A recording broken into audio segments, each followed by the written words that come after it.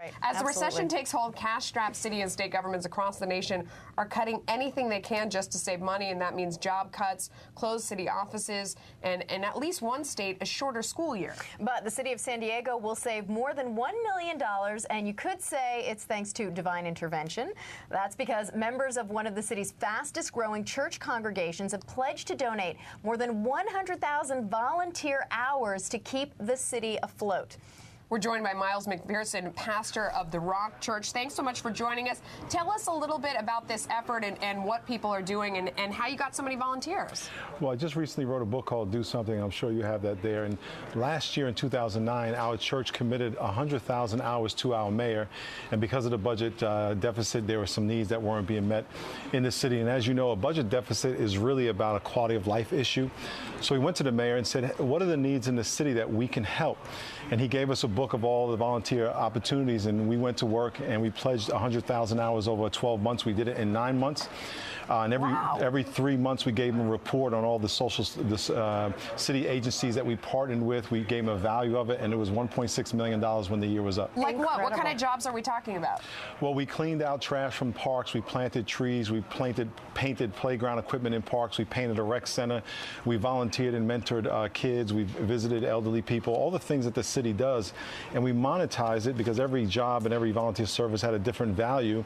And every quarter we showed them how many hours, how many volunteers, what agencies we work with, and then at the end of the year, at the end of 9 months, it was over 100,000 hours, and we're continuing to serve our city. So, Miles, for people now, yeah, it's fantastic work, and obviously people were excited, it sounds like, about volunteering to volunteer that many hours. People were into it. How do folks watching now who say, oh, you know what, my church group or my local group in town, we'd love to do something like this. How can we help? How do you recommend that they get involved? Well, they can go and get the book, Do Something, and through the book... Go ahead, hold it up for us again. You deserve it. We're going to give you a big commercial right here because you're a good guy and you did a good thing. There it is. Thank you. And 2 M's, Melissa, Monica, and Miles. We got it going on. They can get the book, but read the book, and then in the book there are Do Something assignments every chapter, and at the end of the book is a Do Something challenge. We'll send people to a website, DoSomethingWorld.org, DoSomethingWorld.org, and on that website there are a lot of resources, one of which can lead a pastor to serve his mayor. 7 steps on how to serve your own mayor, but also there are 25 very short videos, 3-4 minutes, to instruct people on how to do the things we do. Now, we want churches and volunteers to give us their ideas as well so we can share it with other churches, but we have a young lady who makes dolls, and she gives the dolls to the police.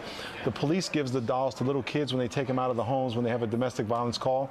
We have another person who recycles bottles and cans and takes the money and sponsors kids in third world country. We have a guy who takes 250 volunteers to 47 convalescent homes every week. 60% of the people in convalescent homes do not get a visitor, so he's taking people in there to visit them. So there's an unlimited amount of ways we can serve other people.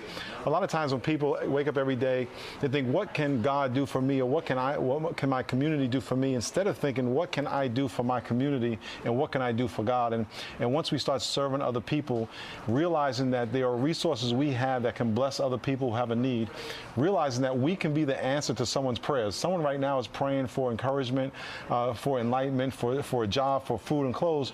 We have those things, and we can be the answer to their prayers if we just can make a commitment to do something, girls.